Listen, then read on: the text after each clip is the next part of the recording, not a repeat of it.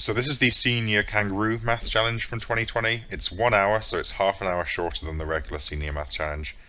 You need 11 out of 20 for a distinction on this paper. It's all answers are three-digit numbers, and it's not multiple choice anymore.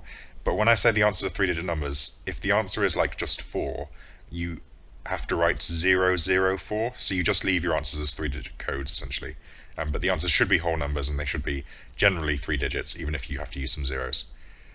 Okay, so let's get straight into it then. Question one is the warm-up of all warm-ups. Yeah, I mean, hopefully no one's come to this video specifically to watch me do this question. The smallest is 1, the biggest is 400. There we are. Okay, positive integers x and y satisfy this. Now, you could do some really clever maths on this. I'm absolutely not going to. Positive integers x and y, so I'm pretty limited, especially since squares get quite big quite quickly. 70 is quite a small number. Let's just try some stuff. If x is 1, we get this, which doesn't lead to whole number solutions. Just checking the discriminant, 1 squared minus 4 times 70 times minus 1 or whatever. So that's not whole numbers.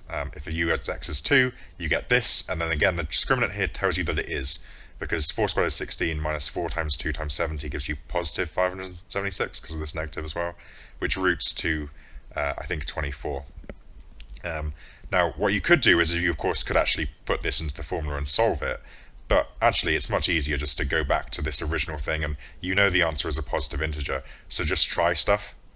Just try, like, if you try y is 3, it ends up being a bit too small, you get 4 times 3 is 12, plus whatever, it ends up being too small, and eventually you just try y is 5, 4 times 5 is 20, 5 squared is 25, times 2 is 50, add them together for 70.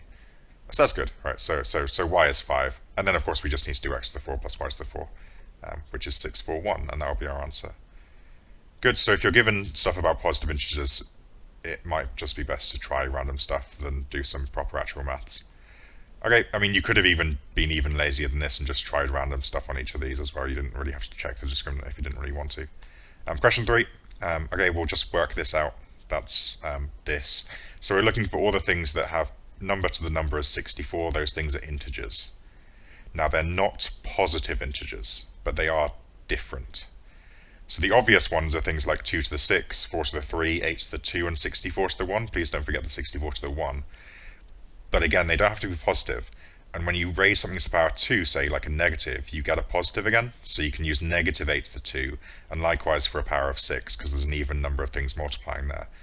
So negative 2 to the 6 also works, and there are 006 solutions. So they want you to leave the answer as a 3-digit number, so you just have to slam some zeros in here, but there are only 6 solutions here if they're all integers. Question number 4. Okay, so the volume of each of these is apparently 100, and it's asking you for the volume of that, which has kind of just been taped together from the outside of these.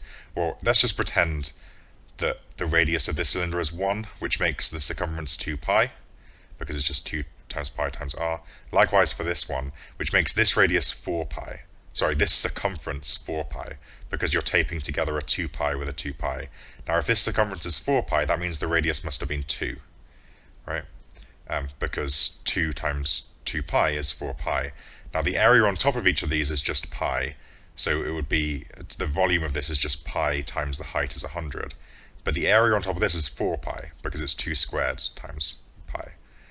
So if the area on top of this is 4 times bigger, and the height is the same, which is what it's saying that it is, then the volume must just be 4 times bigger. Okay, so it's just 100 times 4 for 400. You could also look at this in terms of just what happens when you scale up in different dimensions. The radius is doubled, which means that the volume quadruples. Sure. Okay, let a to the power b equals 1 over 8. So, okay, well that means a to the power b or to the power minus 1 is 1 to the power over 8 or to the power minus 1. This, of course, multiplies out to make a to the minus b, and this flips over to make 8. And then if I just cube both sides, this will give me the minus 3b that I want, and this will give me a 512, and that's the answer. So that one was fairly nice and straightforward. Question 6. I don't know what this is doing in a senior maths challenge. It's literally just a year 12. I mean, it's just you could differentiate this if you wanted to, I guess. I just completed the square and said a minimum happens when x is 300, and that was my entire work. Okay, question 7. So she's going to put the numbers 1 to 8 in this row, and she wants this row here to be even. No, she doesn't. Yes, she does. She wants this row to be entirely even, like every single entry. Now, 1 plus something makes an even. Well, 1 is odd, and you can have to add an odd to an odd to make an even, so this number has to be odd. Likewise, even plus even is even, so this number has to be an even. And we can fill in the same vein here, right? Like this is the situation we're going to have if we want all of these down here to be even. Because even plus even is even, and odd plus odd is even. How many ways are there to do this? Well, just thinking about this box here, you have 4 odd numbers to choose from, 1, 3, 5, and 7. And you can put any one of them there, so you've got 4 choices for that box. But when you get to here, you only have 3 choices left, because you've already chosen one of the 1, 3, 5, and 7. So you've only got 3 left, and then there you only have 2 left, and there you have just the last one you haven't used. So there are 4 times 3 times 2 times 1 choice that you can make for the odd numbers, which is 4 times 3 times 2 times 1 is 24. And you've just got exactly the same game to play with the evens. And you get 24 times 24, so you've got 24 choices for the O's and 24 for the evens. 24 times 24 is 576, and that would be the answer. Okay, this one looks scary, but it turns out to be really nice when you just notice that 222 times 5 is just happens magically to be the same as 555 times 2. They both make 1110. And a neat little trick here is that usually you can't combine things with different bases, but if the power is the same, then you can. So this is 2 times 5 or to the power 1110. You can think of this as having reverse distributed. This would usually distribute out to these things individually, but we've done that in reverse here. Of course, 2 times 5 is 10. And all this is, I mean, let's look at some lower examples. 10 to the power 1 is just 10, 10 to the power 2 is 100. All this is a 1 with that many zeros after it. Like this is 1 0 after it, this has 2 after it. So this is a 1 with 1110 zeros after it, which means it's 1111 digits long because of all of these zeros and then the 1 extra 1 at the front. The other way to think of it is that this number has a 2 here and is 3 digits long, 1 here but 2 digits long, so this here means this digit's long.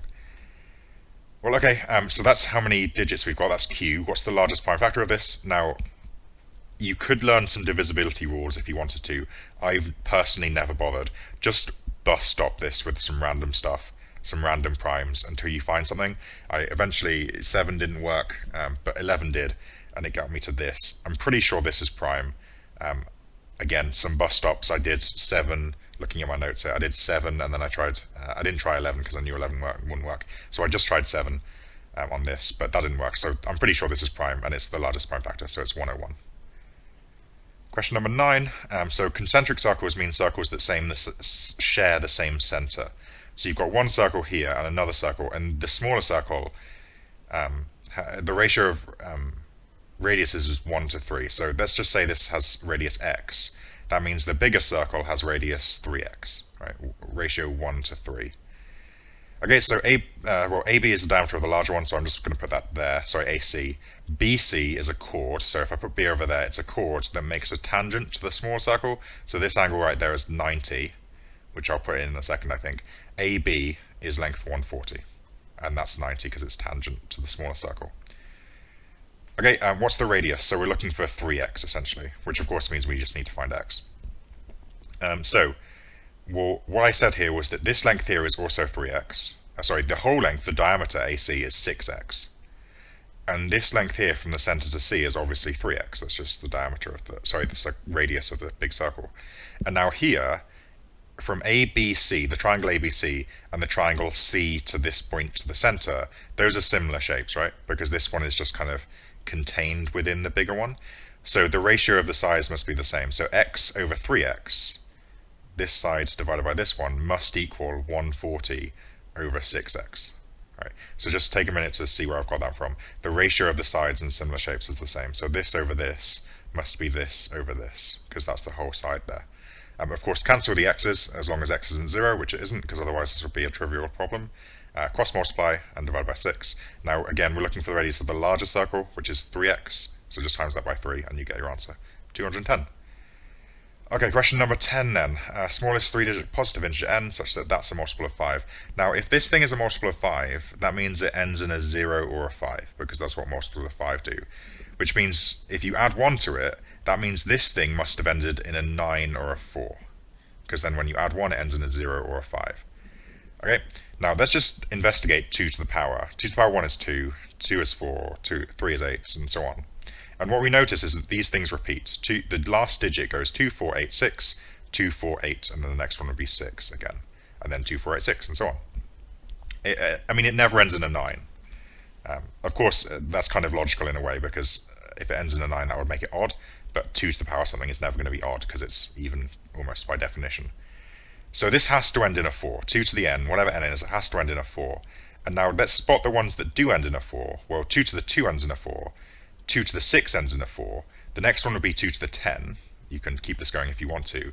But you spot a pattern here. They jump up in 4s, right? Every 4, they end in a 4. Just like every 4, they end in a 2, and every 4, they end in a 6. Like, this is just a pattern that repeats around and around. So what I'm asking is, when does this sequence equal a number bigger than 100, but the smallest that it can be? Let's just investigate the sequence. That's the sequence 4n minus 2. So I'm asking, when is that bigger than 100? Add 2 to both sides and divide by 4, and we get n has to be bigger than 25.5, which of course means n has to be 26. Now that's not the answer to this, because I've kind of changed n here to a little n. I'm just investigating when this n refers to this sequence, not the original thing here. So I think when n has to be 26, that's when this sequence is bigger than 100 and is in the sequence. So when I put 26 back into here, that gives me the 4 times 26 is 104, take away 2 is 102, which means big N has to be 102 for me to end in a 4, which means therefore when I add 1 it ends in a 5.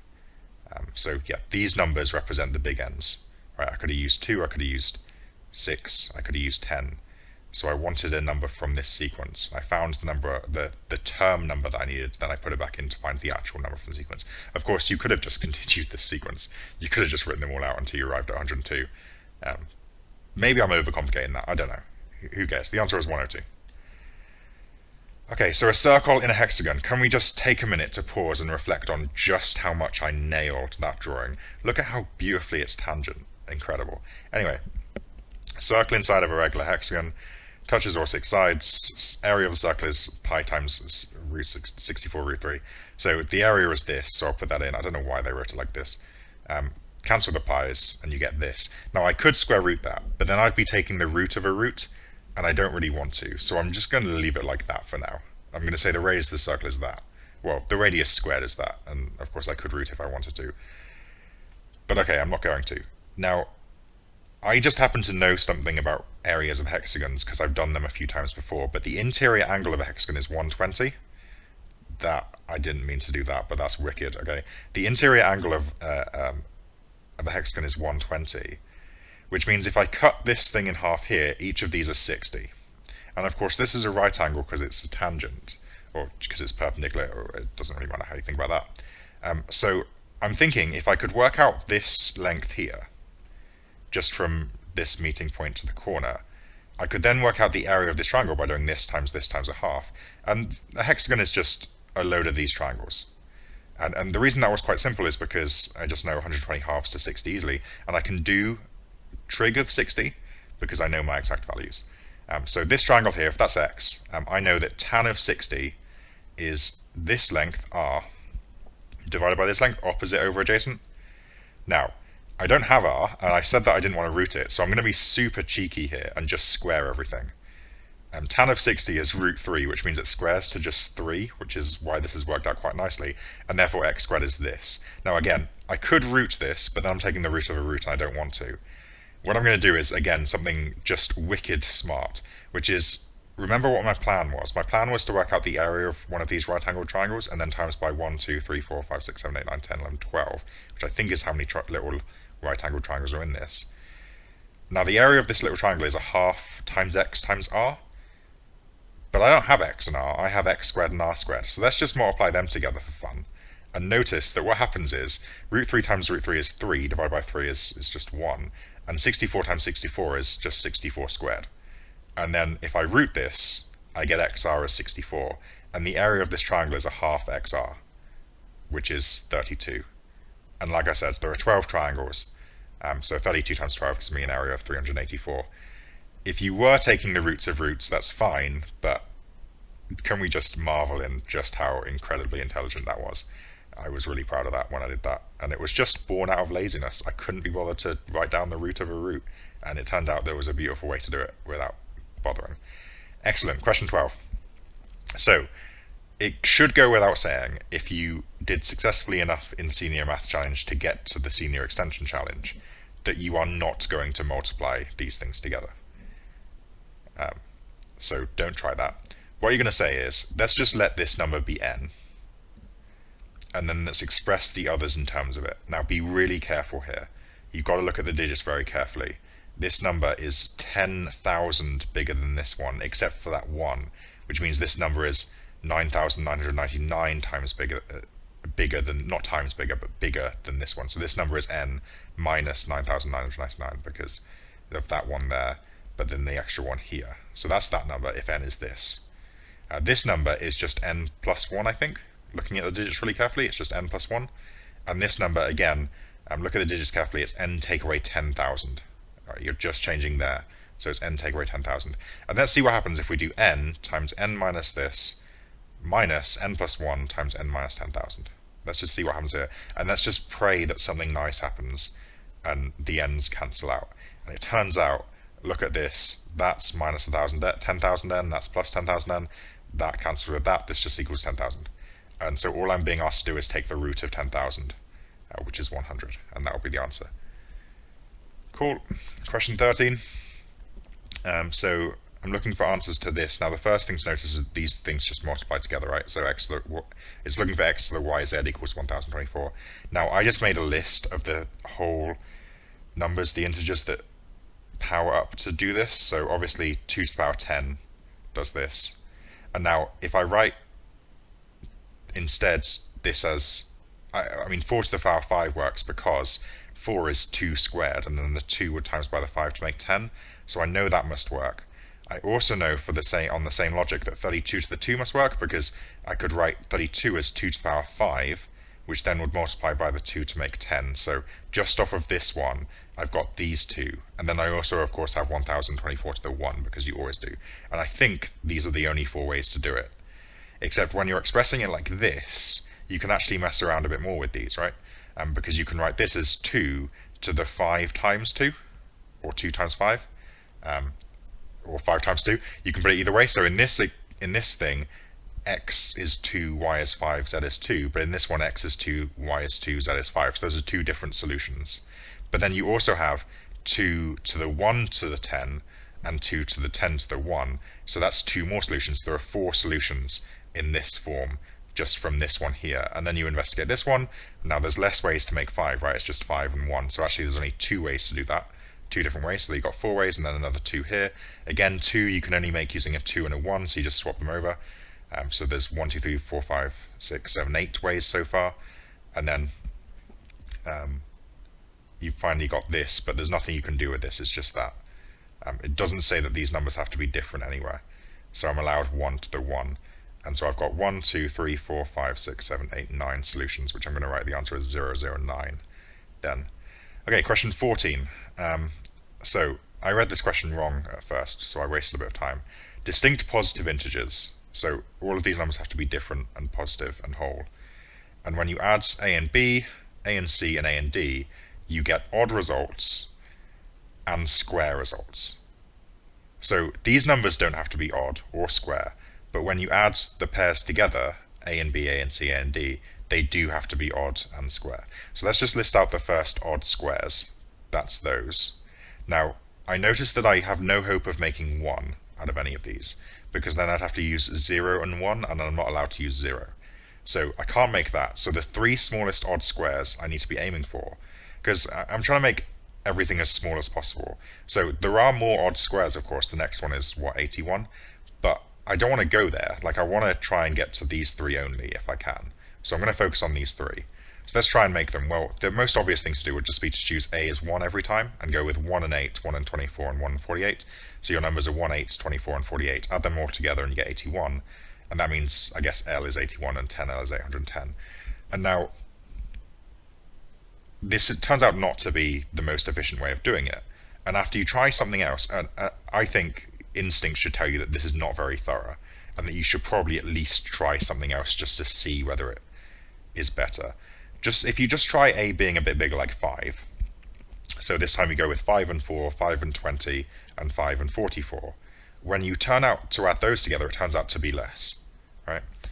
And I think after you do this example, you can realize why it's less. It's because if you increase A, sure, you've increased by A by 4 here to get from 1 to 5, but you've decreased all of these by 4. And you only use A once in the sum, whereas you use all of these 3, essentially 3 times, because you're using one of them each. So I've increased that by 4 in order to decrease all of these by 4, and so I end up with a net decrease. So the logic is that I want to actually make A as big as possible, because that takes away stuff from here, but I don't use A a bunch of times in the sum, I just use it once, so it's more efficient to make A big. Now the problem is I don't want to make A like really big, because I want to use these 3 numbers, remember? Like I don't want to use any more odd squares, because these are the 3 smallest. So the biggest that I can make A is 8, right? And that would make B 1. I can't make B 0 or negative, so this is the biggest I can make 8. And then, of course, the other ones would be this. And when I add those together, I get 67, which when I times by 10 is 670. And logically, I think this must be the right answer, because I can't make A any bigger. But at the same time, I'm kind of feeling like making A big is the good idea, because it distributes out from these 3 numbers and makes them smaller in return, which ends up making my sum smaller. So I'm pretty sure that's the right answer. Question 15. Okay, so we're starting to tackle the questions that I found actually quite difficult now. As soon as I see a question like this, what I want to do is make up some numbers, but I can't, because if you just make up, say, that there are 100 grey kangaroos and 100 reds, that doesn't necessarily follow this, whereby if you increase this and decrease this, the ratio reverse, right? If you made up there were 100 and 100, the ratio would be 1 to 1, but then the ratio isn't 1 to 1 backwards when you do this increase and decrease, it's some other completely different thing. So you can't do that yet. I will make up some numbers at some point, but I can't do it yet.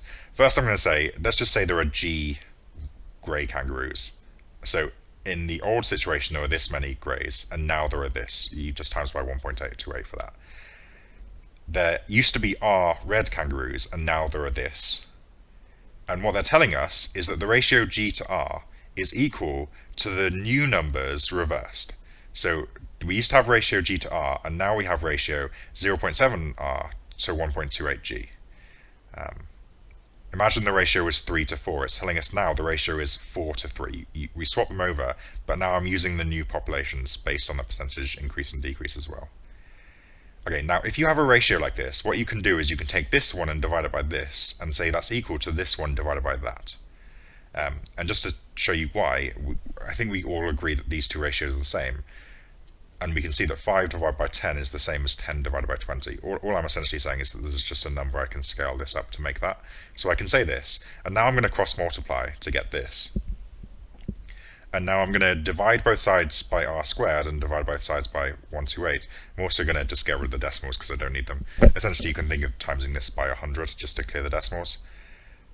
When you simplify that fraction, and I should say at this point, I had no idea where I was going with this. I just didn't know what else to do because this is the only information they gave me. So I'll put that out there. I didn't know what I was doing here, but it was the only thing that made any sense based on the starting conditions. Anyway, I simplified this down, and it turns out to end up being really nice because then when you root g squared over r squared, you get 3 over 4. So that tells me that the original ratio of number of greys to number of reds was 3 to 4. And now I'm allowed to make up numbers, right? Because now I'm allowed to say, let's just pretend there are 300 greys and 700 and 400 reds, which means there are 700 total. Because I know the starting ratio now. So I can just make up these numbers. And now I can say, well now, if I times that by that, the reason I chose 300, by the way, is because it clears out this decimal. To times by 300, you just times by 100, which gives you 128, and then times by 3. So that's why I did that. 4 times 0.72, same kind of idea, is this, and then add those together for that total. So now I know the total to start with, and I know the total to end with, so now I can work out the percentage decrease by using the percentage change formula. Putting these in, you get this. I'm going to move this 700 over to there because I prefer it over there because this just makes a seventh. And then 28 divided by 7 is 4. So the percentage change is 4, which means the answer is 004. Quite a tough question, I thought. Question number 16. Again, another quite tough one as well. Here's the radius, which is 1,000 apparently. Now I've put the radius down to here because that seems like an important point down to the bottom, and also down to here because the question is asking about this square, so this also seems important. Likewise, the radius of the circle is also 1,000, which means the total distance across is this radius, which is 1,000, plus this one, also 1,000, to make 2,000, so that's interesting. I'm going to call, also actually, that means we can see that this distance from straight down there across to there is also the radius, 1,000. I'm going to call the side length of the square 2x. And you'll see why I've done that in a second, because what I want to do is call half the side length x. And rather than writing it as x and x over 2, I've just chosen to write it as 2x and x, which I didn't have to do, but I just chose to. Now, I think I can work out this distance, because if this one is 1,000 and this one is x, this one must be 1,000 minus x. And also I think I can work out this distance, because if this is 1,000 and this is 2x, this must be 1,000 minus 2x. And looking at this triangle here, I can do some Pythagoras, right? I can say 1,000 squared is equal to 1,000 minus 2x squared plus 1,000 minus x squared. And now I don't actually want to expand this out, so what I'm going to do is I'm going to pretend that they gave me the radius as 1, and then I'm just going to times my answer at the end by 1,000. Which seems to me much easier than doing that. So this is a bit of a pro gamer move.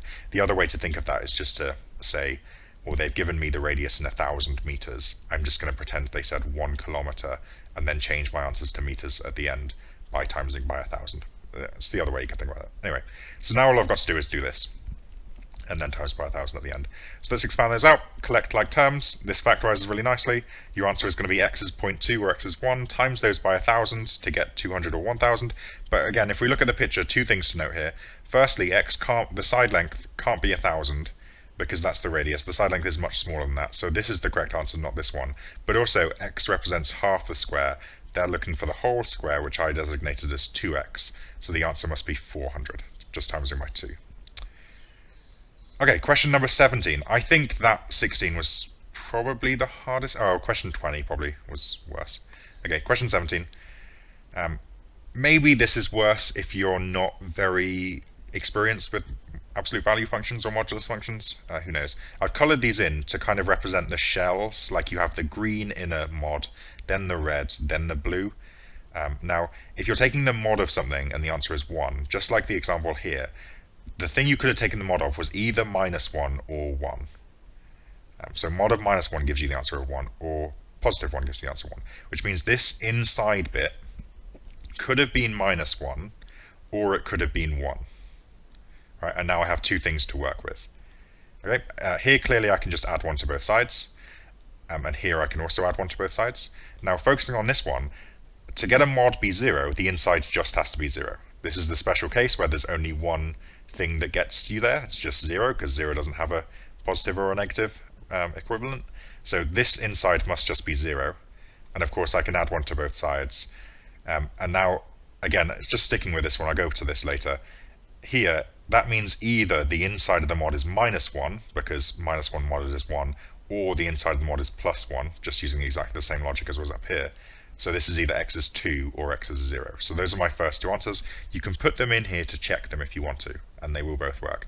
And now we'll head over here, because either the inside of this mod has to be -2 or +2.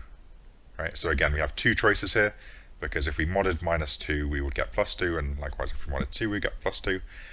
So here we can just add 1 to both sides, here we can add 1 to both sides.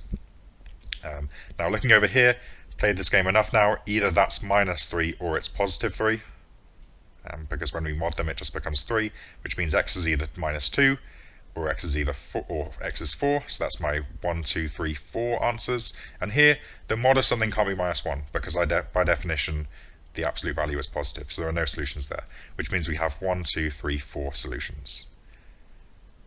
Excellent. Questions, or 004, we can write the answer as. Question 18.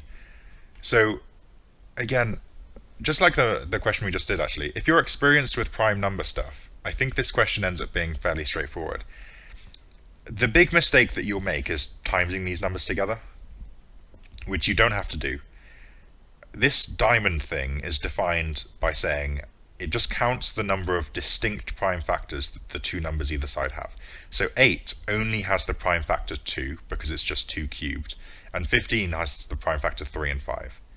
So all you're saying here, all this number is it's saying how many different primes appear in this list. And there are 3 of them, right? 2, 3, and 5. So I don't have to multiply these together at all, even though it says it's talking about the product of the two numbers. I don't have to do that.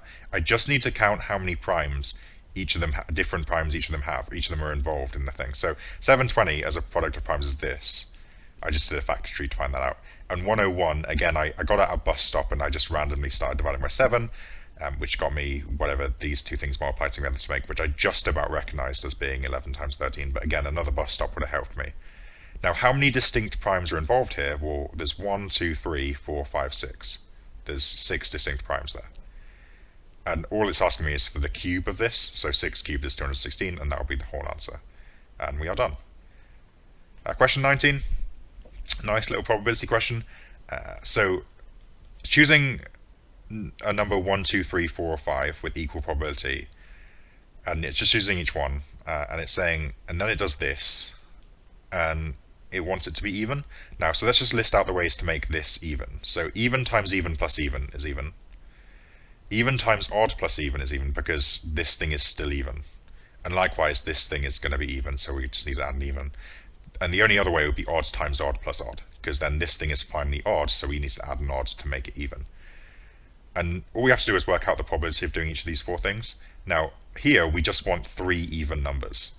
The probability of taking an even number is 2 out of 5, because there's 2 evens and 3 odds, so the probability of taking an odd is 3 out of 5. Here I just want 3 evens, so I just need to do 2 out of 5 times 2 out of 5 times 2 out of 5. It doesn't say anywhere that it's only picking a number once and then picking from the rest, so this isn't like taking numbers out of hat and not putting them back in. This is just taking a random number from these 5 and then another number from these 5. Like, you can have the same one twice. So it's just 2/5 times 2/5 times 2/5, which is this. This is just 2/5 times 3/5 times 2/5. Likewise for this one, and then this one is 3/5, 3/5, 3/5. Add those all together to get this. So n must be therefore 59 and d is 125. Just check that this doesn't cancel, but it doesn't. And therefore 10 times n plus d is 590 plus 2125, which is 715, I believe. Excellent, we are at the last question, which is horrific. I mean, I usually quite like these questions, but this one, oh my god, this last bit. Okay, so the best thing to do here is just to look at your hints and write down all available options. So, a multiple of 7. So, those are the multiples of 7. So I'm just going to write them all down. Now, the digits I'm filling in here are non-zero, so I'm not allowed any zeros, which means 70 is not a thing I can have. So I'll cross that off the list. Now, the answer to this question, that's not a hint, that's, okay, more than 10. Now that tells me precisely nothing, because I knew it wasn't less than 10, because I'm not allowed to write like a 0, 9, because there's no zeros. I also knew it wasn't 10, because I'm not allowed to write a 0, so this is precisely pointless. But anyway, you can tell that I'm not salty about that at all. Down 1 then. So a multiple of a square of an odd prime. So the odd primes are those. Square them to get these. Now, I didn't bother squaring these because that gives me 3-digit numbers, and 1 down is a 2-digit number, so I'm going to stop here. And I'm allowed to be multiples of any of these. So the multiples of 9 are those. And then I'll add the multiples of 25 that are less than 100, and the multiple of 49 here. But again, I'm not allowed to have anything with zeros, so I can get rid of those. And I'm also not allowed to be single digits. And I'm also not allowed to be a square or a cube. So there's quite a lot from this list that I can get rid of. So I'm getting rid of a bunch of this stuff because of the square and cube thing. And I'm also getting rid of a bunch of it because of the not having a 0 or a single digit number thing. And I think the list ends up just being this after you get rid of all of the cross outs. I've also got rid of that 70, and I think this is where I'm at now. And I'll move on to this clue. The internal angle of a regular polygon. The exterior angle is between 10 and 20. So I know this formula which says the exterior angle is 360 over the number of sides. or the number of sides is 360 over the exterior angle. And of course I want the number of sides to be a whole number, because otherwise it's not a polygon. So I just need to divide 360 by all of the exterior angles between 10 and 20, and just see which one gives me whole numbers. So here, if the exterior angle is 10, that means I have a 36-sided polygon, which is a polygon. And it means the interior angle is 170, right? Because if the exterior is 10, the interior must be 170. Now 360 over 11 is a decimal, which means it's not a polygon. So you can't have a polygon with an exterior angle of 11. So you can't have a polygon, therefore, with an interior angle of 169, being 180 take away 11.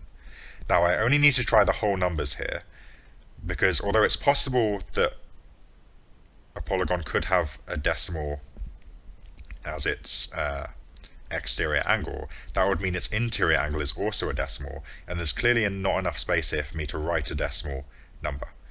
So I can ignore using a decimal here. I can just go from 10 to 11 to 12 to 13, 14, 15. I'll just try them all, and these are the ones that work. So 12 works, 15 works, 18 works, and 20 works. And those will be the corresponding interior angles of the polygons that actually work. Now, of course, I can't have 170 or 150 because they have zeros in them, and I can't put a zero here. So those don't actually work, which means the only acceptable answers are 168, 165, and 162. Now, remember, that's going here, so these numbers are 1 and 6. Like, I can definitely say that this is a 1 and this is a 6. Now, if this is a 1, that means that 1 across ends in a 1, which means it must be 21 or 91. So I can reduce this list down to 21 and 91, and I can also put a 1 and a 6 in these boxes. Okay, so that's pretty good. Now what can I do?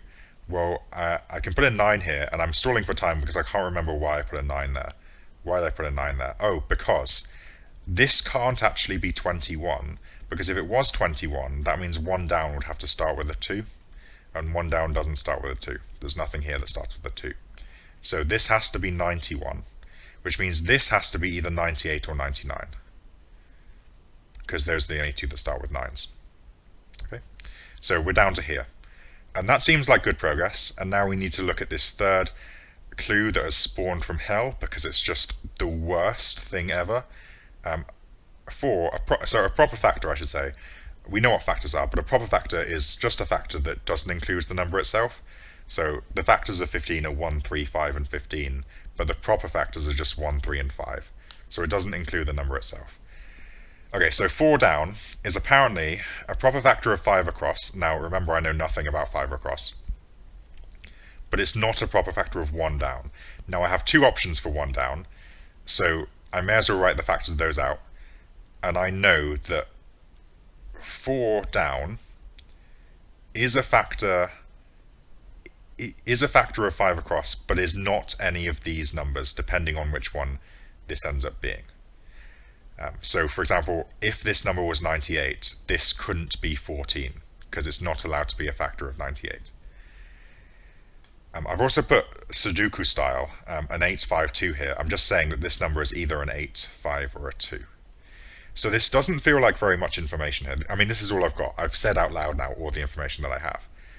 Except for one thing that you have to be super sneaky to notice, which is that this number, which is apparently a factor of this number, shares its last digit, right? So if this was a 12, this number would also have to end in a 2, right? Because they share their last digit according to the box. And it turns out, when you spend your entire morning listing numbers and their factors, there's not very many numbers that share a last digit with a factor of itself. Things like 15 and 75. So 15 is a factor of 75, and they do share a last digit. But of course, that can't be what's happening here, because this number is either an 8, 5, or 2. It's not a 7. So you work your way through the entire list of numbers that start with an 8, 5, or 2, looking for two-digit factors that end with the same number as the number you've chosen. And you find out that the only option is 84, which has a factor of 14. That is the only thing. When I started that journey, I could not believe that there would only be one number that did that. But there genuinely is. 84 and 14 are the only two numbers that meet all that criteria. So this number has to be 84, and this has to be 14. But again, remember, it says that this number here is not a proper factor of 1 down. So 1 down can't be 98 because then it would share this factor of 14. So 1 down has to be 99, which means the answer is 961. And whoever wrote that question is